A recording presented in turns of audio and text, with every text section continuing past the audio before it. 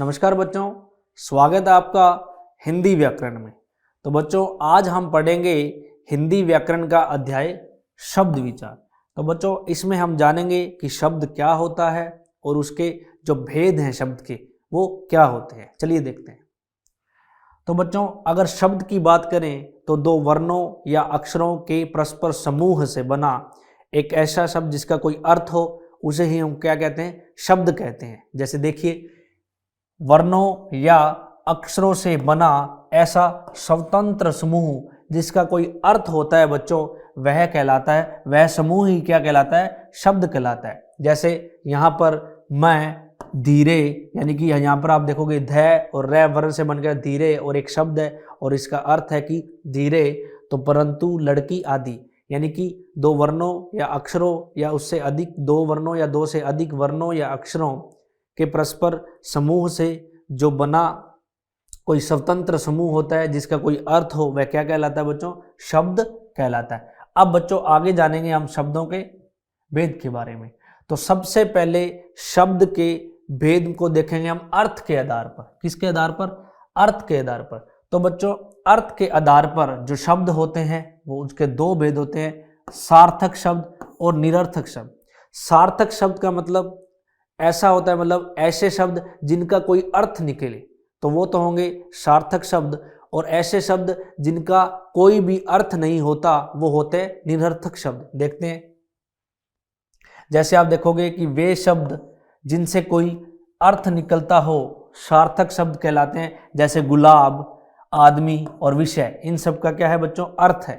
आगे बात करेंगे हम निरर्थक शब्दों की। तो वे शब्द जिनका कोई अर्थ ना निकले तो बच्चों वो क्या कहलाते हैं, अर्थहीन होते हैं, तो उनका निरर्थक शब्द कहलाते हैं। जैसे हम बोल देते हैं खाना वाना, मुक्का वुक्का, तो बच्चों खाना का तो अर्थ है लेकिन वाना का कोई भी अर्थ नहीं होता।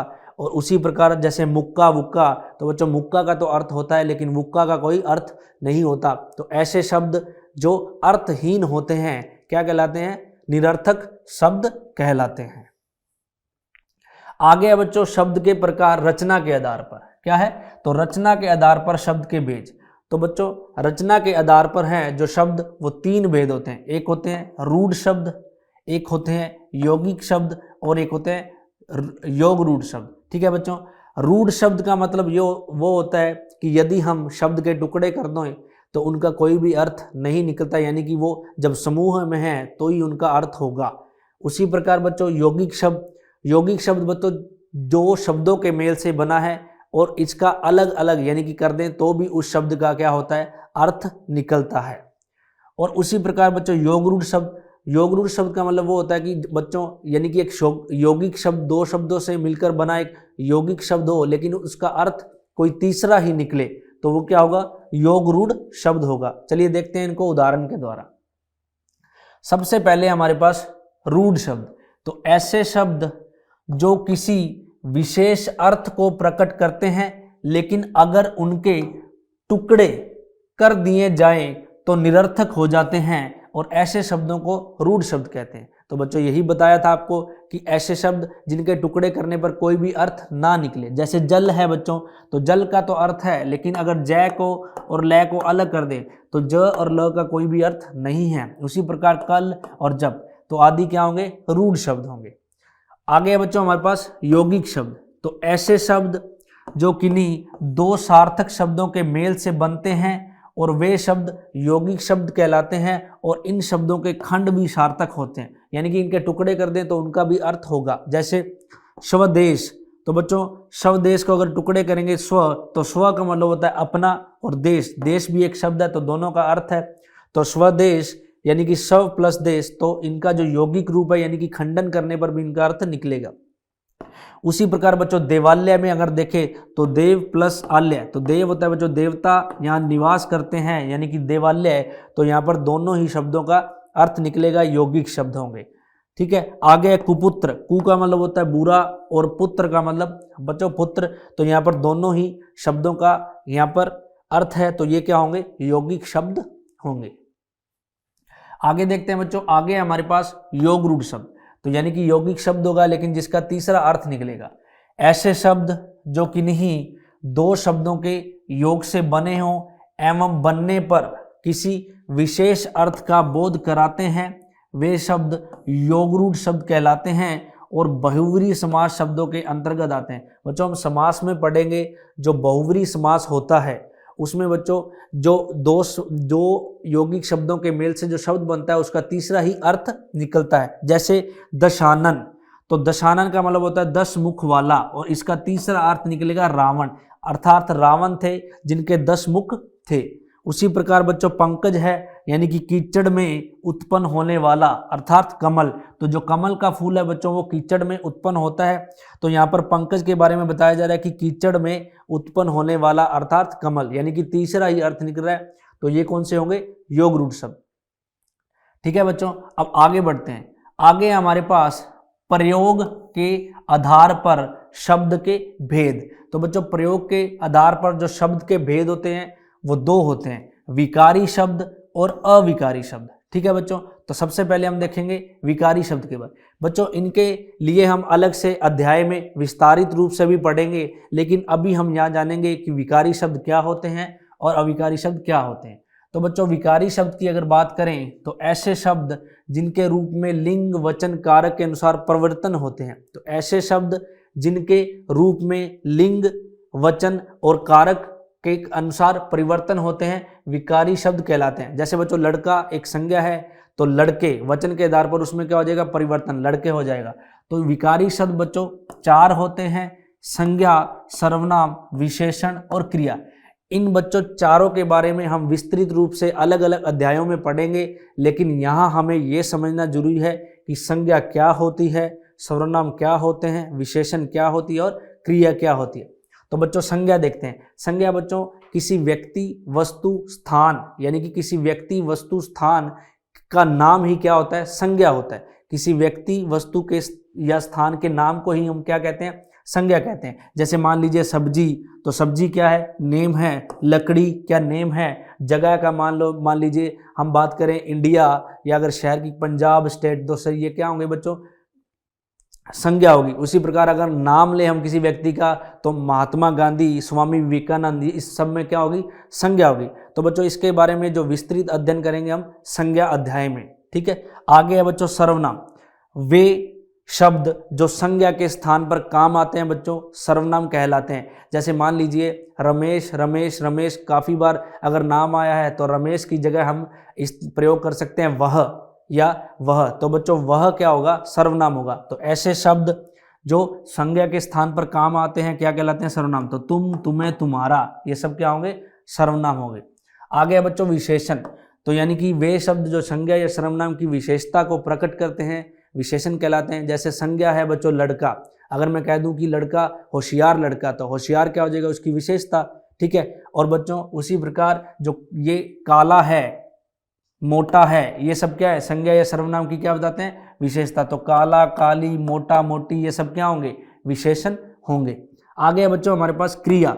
इसके बारे में बच्चों हम अलग से अध्याय में पढ़ेंगे, लेकिन हमें यहाँ समझना जरूरी है कि क्रिया क्या होती है। तो बच्चों ऐसे शब्द जिनसे हमें किसी काम का करना या होने का बोध हो क्या कहलाते हैं? क्रिया कहलाते हैं। जैसे पढ़ाना, लिखाना, पढ़ाया, खाना, पीना, उठना, बैठना, सोना, इन सब से हमें पता लग रहा है किसी काम के होने या करने का, तो वो शब्द क्या कहलाते हैं बच्चों? क्रिया कहलाते हैं। ठीक है, और आगे हमारे पास लिंग। लिंग होता है बच्चों, ध्यान से देखिए, अगर बात करूं बच्चा पढ़ता है तो हमें पता है यहाँ पर बच्चा क्या है? पुल्लिंग है।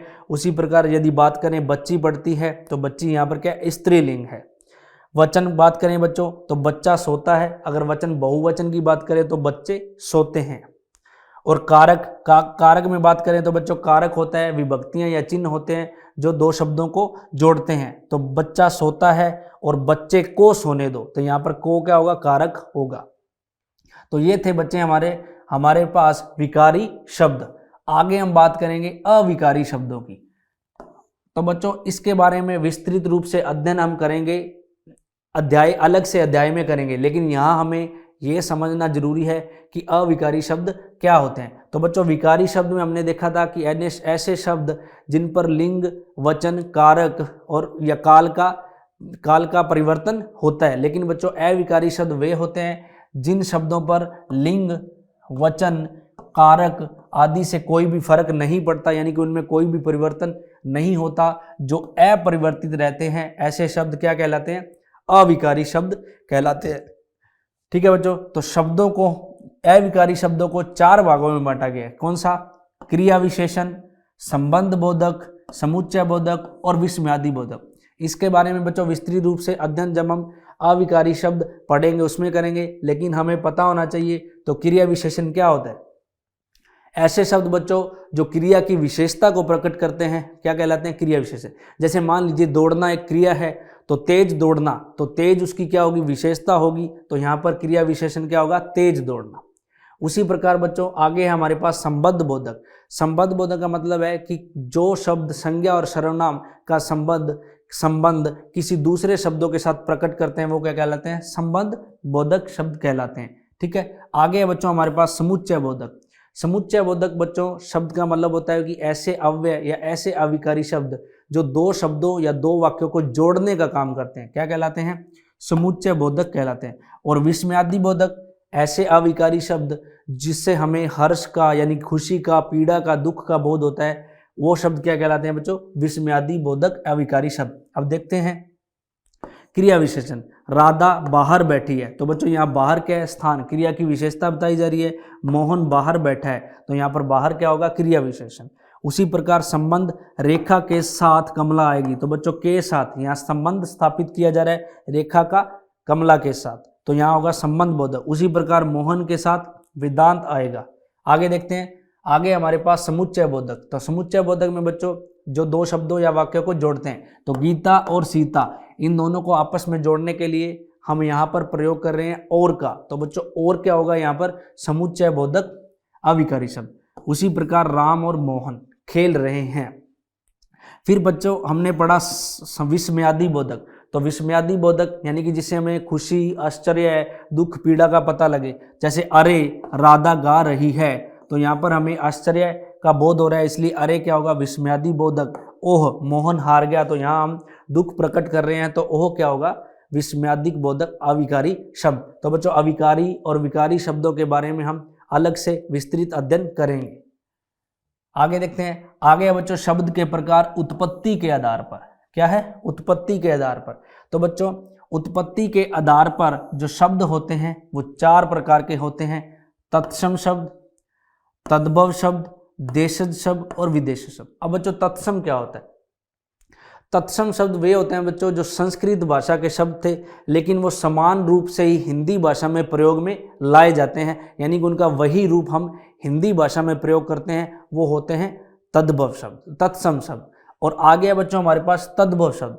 तद्भव शब्द क्या होते हैं? वे शब्द जो वैसे तो संस्कृत भाषा के थे, लेकिन उनका रूप चेंज करके हम उनका प्रयोग हिंदी भाषा में करते हैं, तो वो होंगे बच्चों तद्भव शब्द। आगे है बच्चों देशज शब्द। ऐसे शब्द जो हम भारत विशेष यानी कि अपने देश विशेष में हम उन शब्दों का प्रयोग करते हैं, वो होगा बच्चों देशज शब्द।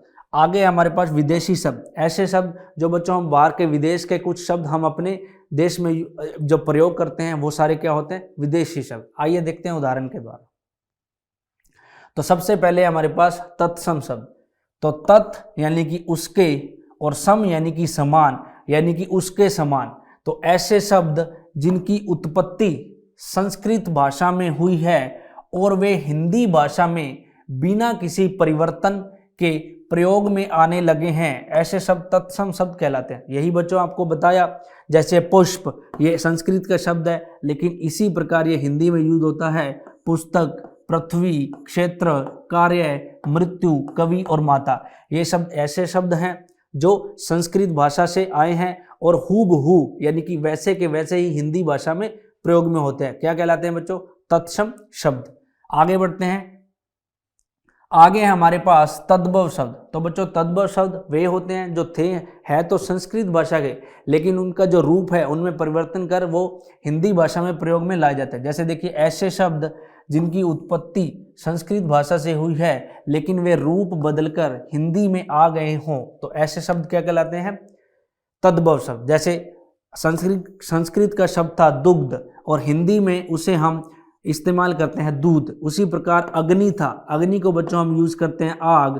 कार्य था, कार्य का हम प्रयोग करते हैं काम से, और कर्पूर जो वास्तविक रूप से कर्पूर होता है लेकिन हम इसको बोलते हैं कपूर, और हस्त होता है बच्चों, हस्त को बोलते हैं हम हाथ। तो ऐसे शब्द जो संस्कृत भाषा से जिनकी उत्पत्ति संस्कृत भाषा से हुई है लेकिन उनका रूप बदलकर वो हिंदी भाषा में प्रयुक्त होते हैं, क्या कहलाते हैं? तद्भव शब्द।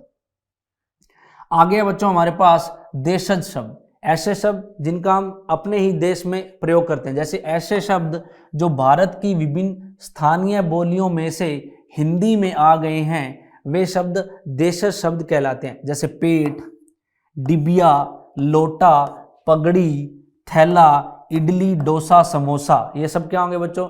ये होंगे देशज शब्द जो एक बोली विशेष या भाषा यानी क्षेत्र विशेष में बोले जाते हैं और हिंदी में लाए गए हैं। आगे है बच्चों हमारे पास विदेशी शब्द। तो विदेशी शब्द बच्चों जो हमारे विदेश से लिए गए हैं, तो ऐसे शब्द जो भारत से बाहर की भाषाओं से हैं लेकिन ज्यों के त्यों हिंदी में प्रयुक्त हो गए हैं, वे शब्द विदेशी शब्द कहलाते हैं। मुख्यतः यह विदेशी जातियों से हमारे बढ़ते मिलन से हुआ है। ठीक है बच्चों, तो जैसे ये विदेशी शब्द है उर्दू, अरबी, फारसी, अंग्रेजी, पुर्तगाली, तुर्की, फ्रांसीसी, ग्रीक आदि भाषाओं से आए हैं। जैसे कॉलेज, पेंसिल, रेडियो, औलाद, अमीर, कर्फ्यू, बिगुल, ये ऐसे शब्द हैं बच्चों जो विदेश से लिए गए हैं और हम हिंदी में इनका उसी प्रकार यानी कि समान रूप से प्रयोग करते हैं। तो बच्चों इसी के साथ जो हिंदी व्याकरण का अध्याय है शब्द विचार वो यहीं समाप्त होता है बच्चों।